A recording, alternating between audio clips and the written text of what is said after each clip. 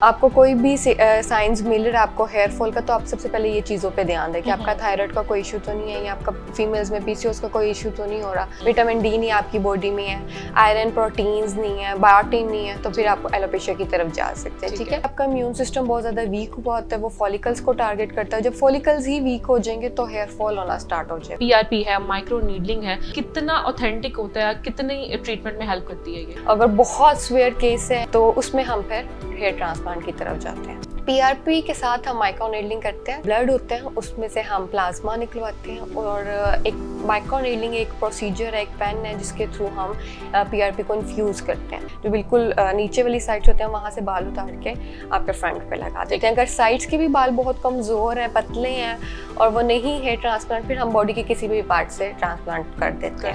कर सकते हैं। कितने अरसे में रिजल्ट आता है हेयर ट्रांसप्लांट? जो हम केमिकल्स लगाते हैं वो सेफ नहीं होते हैं, क्योंकि जो बालों ने विद इन टाइम के साथ ग्रोथ भी करना होता है, तो उसके ऊपर कुछ सर्टेन केमिकल्स लग जाते हैं, तो वो उस तरह से ग्रोथ में काम नहीं देते। विग्स और ये इन पे पैसे इन्वेस्ट करने से बेहतर है कि आप मेडिकेटेड ट्रीटमेंट और मेडिसिन की तरफ जाएं। हेलो एवरीवन, अस्सलाम वालेकुम, this is Rabia Shahid and you are watching us on Discover Pakistan. आज के शो में हमें ज्वाइन किया है डॉक्टर इरफा शाहिद ने। She is an aesthetic physician. अस्सलाम वालेकुम doctor Irfa, welcome to Discover Pakistan. Doctor Irfa, आज के शो में हम बात करने जा रहे हैं एलोपेशिया पर, क्योंकि ये बहुत ज़्यादा कॉमन हो चुका है मर्दों में भी और ख़वातीन में भी। तो सबसे पहले आप ये बताएं कि एलोपेशिया होता क्या है? एलोपेशिया बेसिकली आपके बॉडी के या सर के किसी भी एरिया के पार्ट के बाल गिरना स्टार्ट हो जाते हैं। ठीक है, और ये सडन स्टार्ट हो जाता है, आपको पता नहीं होता कि आपके बियर्ड के बाल गिरना स्टार्ट हो रहे हैं या हेयर के any type of body part में बाल गिरना स्टार्ट हो जाते हैं। इसकी स्पेसिफिक रीजंस हैं। रीजंस में हम बात करते हैं तो सबसे पहले जेनेटिक्स है कि आपकी फैमिली हिस्ट्री में किसी न किसी के बाल गिर रहे होते हैं या गिरे होते हैं, तो फैमिली हिस्ट्री इंक्लूड हो तो एलोपेशिया हो जाता है। तो ज़्यादा मदर साइड से होता है कि फादर साइड से? ये डिपेंड करता है कि आपके पेरेंटल साइड में किस साइड से है। और मदर साइड से ये चीज़ फैमिली हिस्ट्री में है कि फादर साइड से, बट ये कॉमन है। ठीक है, जेनेटिक्स में आना फैमिली हिस्ट्री में चीज़ कॉमन है। नॉर्मल हेयर फॉल और ये जो एलोपेशिया है ये सेम चीज़ है कि डिफरेंट है? बेसिकली हेयर फॉल में ही एलोपेशिया आ जाता है। ठीक है, इसमें हम अब बात करेंगे तो जैसे कि जेनेटिक्स की मैंने आपको बताया है, जेनेटिक्स में भी बाल गिर जाते हैं। उसके बाद हार्मोनल इशू होता है जिसमें आपका देखें कि मेल फीमेल दोनों का हार्मोनल सिस्टम थोड़ा सा इम्बैलेंस हो जाता है। फीमेल्स में पीसीओएस है, मेनोपॉज है, ठीक है, और थायराइड का कंसर्न हो जाता है, तो इसकी वजह से बहुत में कॉमन है हेयर फॉल। जितनी भी डिजीजेस आपने बताई हैं, ये थायराइड हो गया, हार्मोनल इम्बैलेंस हो गया, इसका कितना मेजर रोल है? बेसिकली वो मैटर करता है कि आपका जो पीसीओएस है या मेनोपॉज है या आपका थायराइड है वो किस लेवल पे है। ठीक है, आपको कोई भी साइंस मिल रहा है आपको हेयर फॉल का, तो आप सबसे पहले ये चीज़ों पे ध्यान दें कि आपका थायराइड का कोई इशू तो नहीं है, या आपका फीमेल्स में पीसीओएस का कोई इशू तो नहीं हो रहा। ठीक है, स्ट्रेस बहुत मैटर करता है आपको। अगर एलोपेशिया की तरफ जा रहे हैं तो स्ट्रेस में आपको देखें एनी काइंड ऑफ स्ट्रेस हो सकता है, फाइनेंशियली भी हो सकता है, आपको किसी वर्क का भी हो सकता है। बहुत सारे लोगों को देखते हैं वो क्रैश डाइट्स करते हैं, तो डाइट का कितना रोल होता है? डाइट का बहुत ज्यादा रोल होता है। खाना पीना छोड़ दिया, आप न्यूट्रिशन पूरे नहीं कर रहे हैं, तो फिर आपको देखिए मैंने आपको बताया कि एलोपेशिया की एक मेजर रीजन जो है वो न्यूट्रिशन डेफिशिएंसी है, कि आपके विटामिन्स पूरे नहीं है, विटामिन डी नहीं आपकी बॉडी में है, आयरन प्रोटीन्स नहीं है, बायोटिन नहीं है, तो फिर आप एलोपेशिया की तरफ जा सकते हैं। ठीक है, सर्टेन मेडिसिन्स भी ऐसी होती हैं जैसे कि कीमो पेशेंट्स होते हैं, कैंसर पेशेंट्स होते हैं, वो मेडिसिन्स ले रहे होते हैं, तो उसकी वजह से भी हेयर फॉल हो जाता है, एलोपेशिया की तरफ जा सकते हैं। फिर आप देखें कि डिप्रेशन बीपी वाले जो पेशेंट्स हैं वो भी मेडिसिन ले रहे होते हैं, सर्टेन मेडिसिन की वजह से भी एलोपेशिया की तरफ जा सकते हैं हम। अच्छा, बहुत सारे लोगों को एक अर्ली एज में भी हेयर थिनिंग स्टार्ट हो जाती है, फिर पैचेस बनना स्टार्ट हो जाते हैं। वो हम देखते हैं कि एलोपेशिया की वो टाइप्स में आ जाता है कि वो पैची है या किस तरह से है। एलोपेशिया की 5 to 6 टाइप्स हैं। ठीक है, तो उसमें हम सबसे पहले एरिएटा जो है मोस्ट कॉमन है, जिसमें आपने देखा होगा कि गोल गोल राउंड सर्कल्स बन जाते हैं पेशेंट्स के। ठीक है, तो उसमें क्या होता है कि आपका इम्यून सिस्टम बहुत ज्यादा वीक हुआ होता है, वो फॉलिकल्स को टारगेट करता है। जब फॉलिकल्स ही वीक हो जाएंगे तो हेयर फॉल होना स्टार्ट हो जाएगा। एरिएटा में मोस्टली हम इम्यून सिस्टम की तरफ ही जाते हैं। ठीक है, उसमें पैची गोल राउंड सर्कल्स बन जाते हैं। ये ऑलमोस्ट 10 to 30 ईयर्स में 10 से स्टार्ट हो जाता है, 10 ईयर से स्टार्ट हो जाता है, 30 ईयर 30 अबव तक ये चला जाता है, हम्म। ठीक है, बट ये रिकवर हो जाती हैं चीज़ें। ठीक है। फिर आपने देखा होगा एंड्रोजेनेटिक एक एलोपेशिया की टाइप है जिसमें मेल एंड फीमेल बहुत कॉमन हेयर फॉल है। ओके। मेल में हेयर लाइन पीछे जाना स्टार्ट हो जाती है, रिसीडिंग हेयर लाइन। मेल की जो वो हेयर लाइन है वो बहुत ज्यादा पीछे चली जाती है, ठीक और है। फीमेल का जो है वो सेंटर मिड लाइन जो है वो बहुत ज्यादा ब्रॉड हो जाती है। हाँ वो बहुत ज्यादा आपको देखेंगे उसमें एक्सेसिव हेयर फॉल हो जाता है कि मर्दों की हेयर लाइन पीछे जा रही होती है और फीमेल्स की जो है वो जो सेंटर मिड लाइन है वो पीछे मतलब मिड से हेयर फॉल आना स्टार्ट हो जाता है। फिर हम देखते हैं कि आप सडन जो हेयर फॉल होना स्टार्ट हो जाता है, ठीक है, सडन जो होता है उसको टेलोजेन एलोपेशिया कहते हैं कि उसमें क्या होता है कि आप किसी भी सर्जरी के बाद, स्वेयर फीवर के बाद, किसी भी बीमारी के बाद, आफ्टर चाइल्ड बर्थ के बाद भी After आप effects देखते होते हैं हैं, कि बहुत ज्यादा एक्सेसिव हेयर फॉल हो रहा होता है। जी, जी। तो वो भी एलोपेशिया की ही टाइप है, बट ये है कि हम इन चीजों को रिकवर कर सकते हैं। मार्केट में बहुत सारे सीरम्स हैं, ऑयल्स हैं, बहुत सारे ट्रीटमेंट्स हैं, पीआरपी है, माइक्रो नीडलिंग है, ओवर द काउंटर भी अवेलेबल है, लेकिन एक कितना ऑथेंटिक होता है, कितनी ट्रीटमेंट में हेल्प करती है ये सारी चीजें? बेसिकली पहले तो जब पेशेंट हमारे पास आता है हम देखते हैं कि उसका हेयर फॉल किस टाइप का है, एलोपेशिया की तरफ जा रहा है, एलोपेशिया में किस टाइप की वजह से है,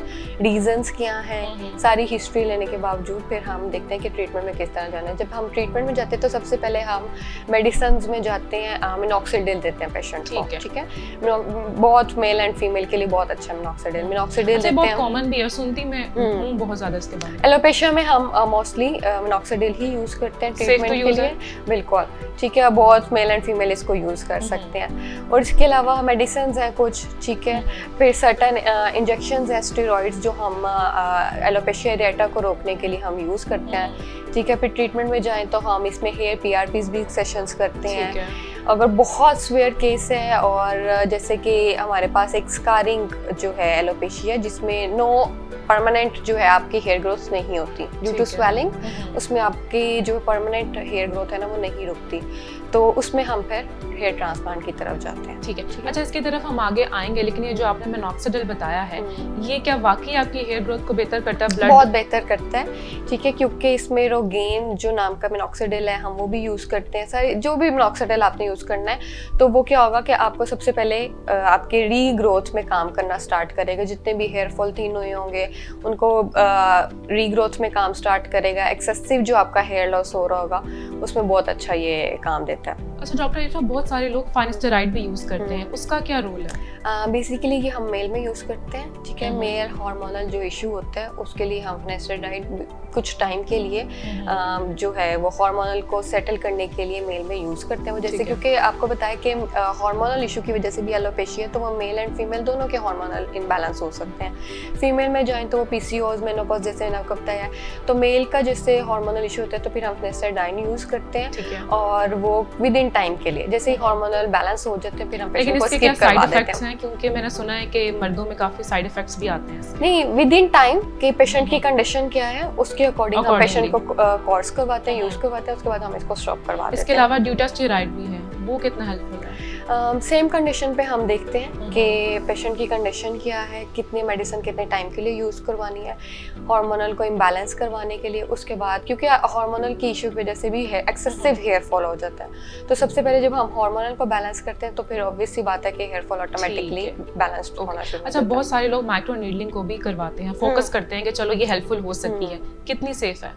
पीआरपी के साथ हम माइक्रो नीडलिंग करते हैं, सिंपल माइक्रो नीडलिंग नहीं करते, पीआरपी के साथ करते हैं। जो कि बहुत ज्यादा थ्रू आउट क्या करते हैं उसमें? देखिए, आपका ब्लड होता है, उसमें से हम प्लाज्मा निकलवाते हैं और एक माइक्रो नीडलिंग एक प्रोसीजर है, एक पेन है जिसके थ्रू हम पीआरपी को इन्फ्यूज करते हैं, ठीक है। माइक्रो नीडलिंग एक पेन है जिसके अंदर ब्रीक नीडल्स होती हैं और वो टेनी नीडल्स होती हैं, वो आपके रोटेट करते हैं हम स्कैल्प एरिया पे, तो वो क्या कहते हैं विद इन टाइम आपकी न्यू ग्रोथ स्टार्ट हो जाती है। एक तो पीआरपी कोलाजन बूस्ट करती है और आप देखिए कि जो सोए वेसेल्स हैं उनको जगा देते हैं, ठीक है। तो वो आप एलोपेशिया के बाद बहुत एक्सेसिव हेयर फॉल होगी, अराउंड पैचेस बन गए हैं, तो विद इन टाइम आपकी रीग्रोथ स्टार्ट हो जाती है। ठीक हो गया। अच्छा, अगर हम इसी के साथ हेयर ट्रांसप्लांट की बात करें तो किस एज में मतलब आपको पता चला कि आपको एलोपेशिया है? बिकॉज ये प्रीटी मच ऑब्वियस आपको नजर आना स्टार्ट हो जाता है, तो कब मतलब इस चीज़ के बारे में सोचना चाहिए कि आपको हेयर ट्रांसप्लांट करवा लेना चाहिए? देखिए, आपने बेसिक प्रोसीजर्स करवाए हैं, मेडिसिन ली हैं और आपके हेयर ग्रोथ नहीं हो रही, ठीक है, और तो फिर हम ट्रांसप्लांट ट्रांसप्लांट की तरफ पेशेंट को लेके जा सकते हैं। लेकिन फर्स्टली हम पहले मेडिसिन पे रहते हैं, एप्लीकेबल पे रहते हैं, प्रोडक्ट जो देते हैं ऑरल में, और प्रोसीजर जैसे PRP हो गई, इस तरह के प्रोसीजर्स को होते हैं। अगर उसके बाद भी पेशेंट को रिजल्ट्स नहीं मिल रहे फिर हम हेयर ट्रांसप्लांट की तरफ जाते हैं। बट सबसे पहले हम बेसिक से ही स्टार्ट करते हैं कि हेयर ट्रांसप्लांट कैसा प्रोसेस है, क्या होता है इसमें, बेसिक स्टेप्स क्या हैं? बेसिकली हम देखते हैं कि पेशेंट का हेयर फॉल, या जो आपने देखा होगा कि ज़्यादातर लोग जो मेल पैटर्न है उसमें बाल्डनेस जो आती है वो सेंटर से आती है, ठीक है। लड़कों के साइड्स पे बाल होते हैं पर सेंटर पे नहीं होते, क्योंकि सेंटर वाला जो पार्ट होता है वो बहुत ज़्यादा सॉफ्ट होता है, ठीक है। वहाँ पे ब्लड सर्कुलेशन उस तरह से नहीं होती जैसे साइड्स पे होती है। तो जो हम आपके बाल लेते हैं वो बिल्कुल साइड से ही लेते हैं, जो बिल्कुल नीचे वाली साइड होते हैं वहाँ से बाल उतार के आपके फ्रंट पे लगा देते हैं। अगर साइड्स के भी बाल बहुत कमज़ोर हैं, पतले हैं और वो नहीं है ट्रांसप्लांट, फिर हम बॉडी के किसी भी पार्ट से ट्रांसप्लांट कर देते हैं। और कितने अरसे में रिजल्ट आता है हेयर ट्रांसप्लांट का? देखिए डिपेंड करता है पेशेंट टू पेशेंट, ठीक है। समटाइम्स इसके रिजल्ट ज़रा जल्दी आ जाते हैं, समटाइम्स क्योंकि आपके जो बाल लगाए होते हैं वो गिरते हैं, उसके बाद नहीं बाल आना स्टार्ट होता है। अच्छा, लेकिन हमने ये भी सुना है कि अगर जेनेटिकली ये प्रॉब्लम है तो इसका कोई हल नहीं है, आप जितना मर्जी पैसा लगवा, मैनेजेबल हो सकता है, मैनेजेबल हो सकता है कि जैसे अगर आपकी फैमिली हिस्ट्री है, बहुत ज़्यादा एक्सेसिव हेयर फॉल है, तो आप उसको थोड़ी सी ये चीज़ों से मैनेज कर सकते हैं। बट वो हेयर फॉल आपका अगर जेनेटिकली है तो वो आप कंट्रोल डाउन कर सकते हैं, बट उससे सेव नहीं हो सकता कि आप कहें कि मैंने ट्रीटमेंट करवा लिया तो मैं अभी से। अच्छा डॉक्टर इरफा, बहुत सारे केसेस में ऐसा भी होता है कि जब मर्दों को गंजपन हो रहा होता है स्पेसिफिक पार्ट में, बालों में, तो वो पैचेस लगवा लेते हैं, हेयर पैचेस, वो लगवाने चाहिए? नहीं, हेयर पैचेस बिल्कुल भी नहीं लगवाने चाहिए, या वेग वगैरह इस तरफ नहीं जाना चाहिए। और समटाइम्स तो ऐसे होता है कि पेशेंट्स बहुत ज़्यादा होम रेमेडीज़ करके आए होते हैं कि ये टोटके करके आए होते हैं, तो वो नहीं उस तरह से इफेक्टिव होते हैं। आपको इसका प्रॉपर ट्रीटमेंट लेना पड़ता है, मेडिसिन लेनी पड़ती हैं, और आपने सबसे पहले तो डॉक्टर से वेरीफाई करवाना है कि ये आपको किस टाइप का एलोपेशिया है, ठीक है। फिर सारी रीजंस के अकॉर्डिंग जो है वो हम पेशेंट को देखते हैं, और विद इन डेज में, विद इन मंथ्स में ये रिकवर कर जाता है। लेकिन हमने बहुत सारे केसेस में ऐसा देखा है कि लोग जब विग्स की तरफ जाते हैं तो उसमें बहुत सारे केमिकल्स भी लगते हैं आपके बालों में, कोई ग्लू होती है, कोई ना कोई सीरम तो होता है ना, क्योंकि विग को लगाना होता है बालों में, तो वो कितना डैमेज करती है आपके फिर ओरिजिनल बालों में? जो हम केमिकल्स लगाते हैं वो सेफ नहीं होते हैं, क्योंकि जो बालों ने विद इन टाइम के साथ ग्रोथ भी करना होता है, तो उसके ऊपर कुछ सर्टेन केमिकल्स लग जाते हैं, तो वो उस तरह से ग्रोथ में काम नहीं देते। तो इससे बेहतर है कि आप ट्रीटमेंट की तरफ जाएं, मेडिसिन की तरफ जाएं, एप्लीकेबल प्रोडक्ट्स अच्छे से मेडिकेटेड यूज़ करें, ताकि आपके नेचुरल तौर पर बाल ग्रोथ कर जाए। विग्स और ये इन पे पैसे इन्वेस्ट करने से बेहतर है कि आप मेडिकेटेड ट्रीटमेंट और मेडिसिन की तरफ जाएं, वो ज़्यादा हेल्पफुल है। वेल, डिस्कशन बहुत इंटरेस्टिंग चल रही है, but let's take a short break, will be right back. Welcome back. अच्छा डॉक्टर इरफा, अगर मैं घरेलू टोटकों की बात करूं तो बहुत सारे डिफरेंट ऑयल्स हैं जो लोग घरों में इस्तेमाल करते हैं, रोजमेरी ऑयल है, आलमंड ऑयल है, तो ये कितना इफेक्टिव है? बेसिकली पेशेंट सबसे ज़्यादा अर्ली स्टेज में इनको पता नहीं होता कि हमें एलोपेशिया है या वैसे ही नॉर्मल हेयर फॉल है, तो इस तरह की चीज़ें इस्तेमाल करना स्टार्ट कर देते हैं। बट डिपेंड करता है कि आपका एलोपेशिया ही है या कुछ और हेयर फॉल है या क्या कंसर्न है।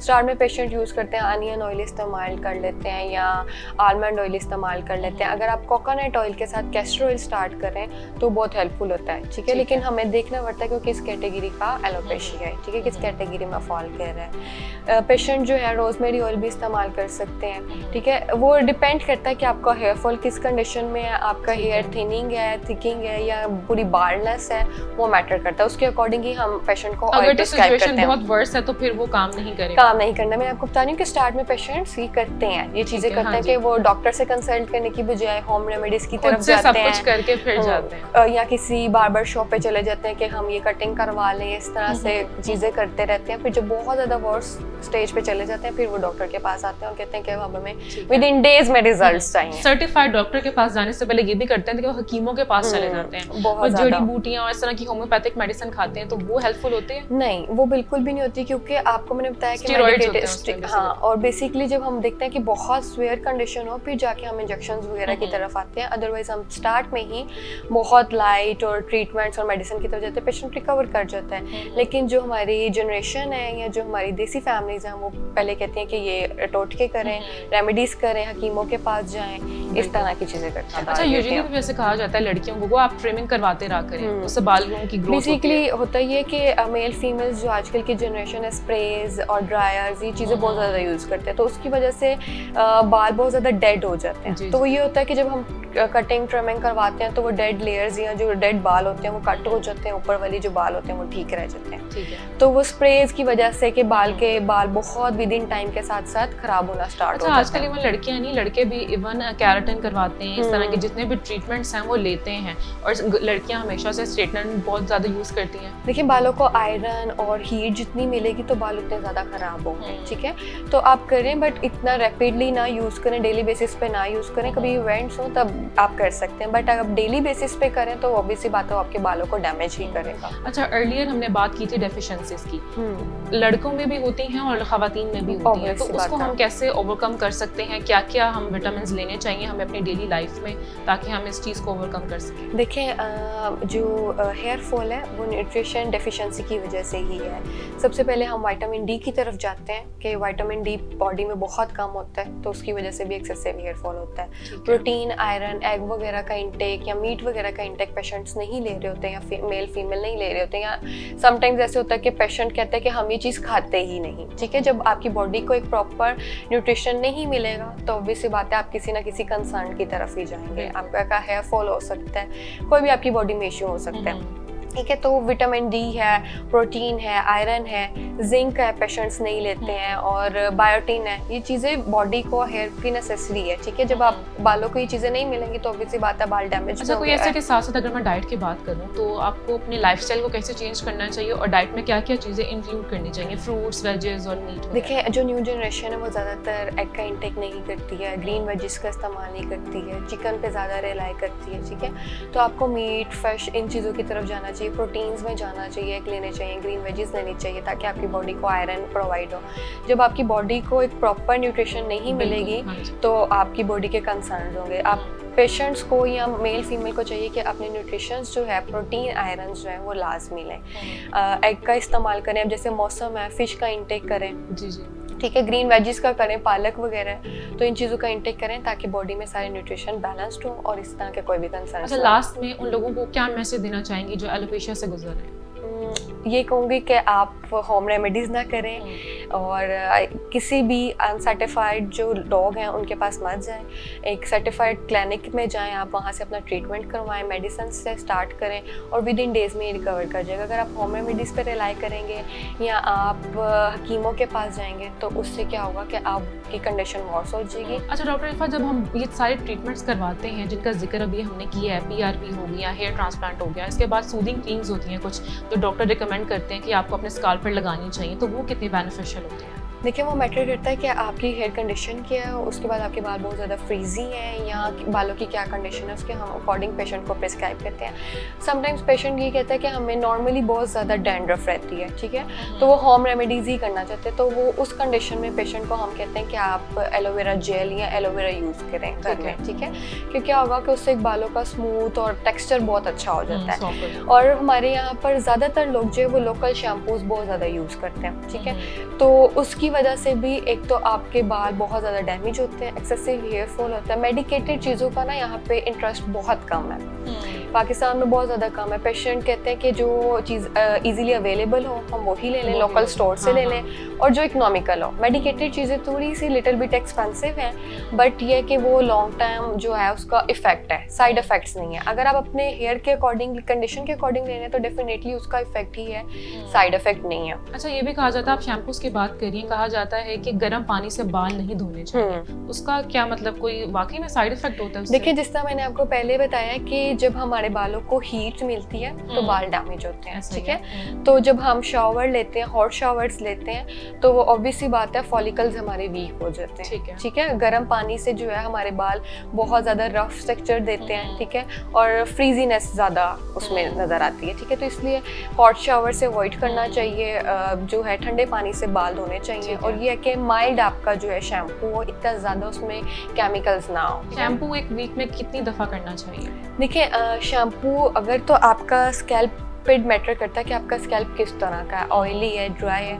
अगर आप ऑल्टरनेट डेज पे भी शैम्पू यूज़ करते हैं तो इट्स हेल्पफुल, ठीक है, ये आपको अच्छा, आपके बालों को नरिशमेंट भी हो जाती है। अगर आप डेली बेसिस पे यूज़ करते हैं तो वो देखना पड़ता है कि बालों की कंडीशन क्या है, ठीक है। डेली बेसिस पे हम कुछ पेशेंट्स को अलाउ करते हैं कि वो डेली बेसिस पे शैम्पू यूज़ कर सकते हैं। अदरवाइज अगर आप ऑल्टरनेट डेज पे भी शैम्पू यूज़ कर रहे हैं तो इसका बहुत सारे शैम्पूज जो हैं वो मेडिकेटेड भी होते हैं, तो मेडिकेटेड शैम्पू इस्तेमाल करना चाहिए या नॉर्मल कोई भी कर सकता है? देखिए, मेडिकेटेड शैम्पू यूज़ करना चाहिए, लोकल लोकल हमारे ब्रांड्स इतने ज़्यादा हैं, ठीक है, कि उसमें ट्रस्ट नहीं कर सकते हैं, ठीक है। तो आपको अपना स्कैल्प पता होना चाहिए, आपका हेयर कंडीशन क्या है, तो आप मेडिकेटेड शैम्पू यूज़ करें जो आपको लॉन्ग टर्म फ़ायदा ही दे, उसका कोई साइड इफेक्ट ना हो। ये जो लोकल शैम्पूज हैं विद इन टाइम आप देख रहे हैं कि इनकी वजह से ही बहुत ज़्यादा हेयर लॉस हो गया। अब इतने केमिकल्स वाले शैम्पू आए हैं कि आपने देखा कि वो पेशेंट्स जो हैं वो डाई भी शैम्पू वाले ही आ गए हैं, बिल्कुल ऐसा कि वो 10 मिनट शैम्पू लगाते हैं और उसके बाद उनका डाई हो जाता है। तो वो बालों के लिए कितना वर्स करेगा आपकी, इतना डेंजरस है कि वो आप देखें कि विद इन टाइम पेशेंट हमारे पास आते हैं कि उनके पूरा पैच जो है वो हाथ में आ रहा है वॉश करते वक्त, ऐसा ही है, वॉश करते वक्त। तो वो ये चीज़ें लोकल हैं, ठीक है। तो वो विद इन टाइम या आपको पेशेंट जैसे रिपीटेडली 2 से 3 बार यूज करते हैं, उनको पता चल जाता है कि इसके साइड इफेक्ट्स क्या हैं, पूरा पैच उतरता है। ड्राई शैम्पूस भी बहुत सारे आए हैं, वो इस्तेमाल करने चाहिए। देखिए वो डिपेंड करता है कि आपकी हेयर कंडीशन, देखिए आपको पता ही नहीं है कि आपका हेयर का स्कैल्प ऑयली है कि ड्राई है, आप बस जो चीज़ दिख रही है या सोशल मीडिया पे दिख रही है या स्टोर्स पे दिख रही है हम उठा कर ले आते हैं कि इसका रिव्यू अच्छा है ये, बट वो ये नहीं पता कि हमारे हेयर के लिए हमारी हेयर कंडीशन क्या है, उसके लिए अच्छा है कि नहीं है। तो इसलिए समटाइम्स चीज़ें हमें पता नहीं होता, तो वो हमारे अच्छा, जो भी आपने जिक्र किया ना सोशल मीडिया का, सोशल मीडिया से हम लोग बहुत दफ़ा ये करते हैं कि चीज़ें देख कर ना हम घर पे ही तैयार कर लेते हैं। बहुत सारे डिफरेंट ऑयल्स होते हैं जो घर में बनाए जाते हैं, एलोवेरा भी डाल दो, प्याज भी डाल दो, कोई जड़ी बूटियाँ भी डाल दी, नमक मिर्च सब कुछ डाल के वो फिर हम सर पे लगा लेते हैं, तो वो कितना बेनिफिशियल होता है? देखिए आपको पता ही नहीं कि आपके बालों की कंडीशन क्या है, हाँ। ठीक है, आप सारी चीज़ें लगा रहे हैं, उसमें मिक्स करने के जी बहुत हेल्पफुल रहेगा, लेकिन उसमें से कुछ इंग्रेडिएंट ऐसे होंगे जो हेल्पफुल देंगे, कुछ ऐसे होंगे जो आपके बालों को उसकी ज़रूरत नहीं होगी या वो आपके बालों के लिए अच्छे नहीं होंगे, ठीक है, या आपके बालों पे सूट नहीं करेंगे। इसलिए हम कहते हैं कि आप कोई भी होम रेमेडीज़ करने से पहले आप देखें, या सोशल मीडिया पे आप लोग देख रहे हैं तो आप देखें कि उन्होंने अगर इस्तेमाल करें तो उनके बालों की क्या कंडीशन है, ठीक है, वो किस कंडीशन में इस चीज़ को यूज़ कर रहे हैं, तो फिर अगर हम भी उसकी कंडीशन में तो हम फिर यूज़ करें। अगर आप उस कंडीशन में नहीं फॉल करें तो आप बिल्कुल भी वो चीज़ें ना यूज़ करें। अच्छा, इसकी वजह से हमारी स्किन के ऊपर कोई रिएक्शन हो सकता है? हमारे फेस बात है, बहुत ज़्यादा हो सकता है। अब देखिए मैंने आपको बताया कि ये जो लोकल शैम्पूज हैं जो बालों को लगाते हैं और फ़ौरन से डाई मिल जाता है, ये इतने स्वेयर इनके रिएक्शंस हैं कि जो पेशेंट जिनको कोई कॉमॉर्बिडीज़ हैं, जैसे कि कोई अस्थमा का पेशेंट है या एलर्जी पेशेंट है, उनको फ़ौरन से रिएक्ट कर जाता है, उनका स्कैल्प फेस में पूरी रेडनेस हो जाती है, एलर्जी हो जाती है, बम्प्स बन जाते हैं, तो उनको पता ही नहीं होता कि ये हमारी ऑलरेडी कंडीशन इस तरह से है और हम इसको यूज़ करें तो किस तरह से हमारे। Well, thank you so much doctor Irfa for coming here, और आप सबसे मुलाकात होती है डिस्कवर पाकिस्तान के नेक्स्ट शो में। तब तक के लिए बाय बाय।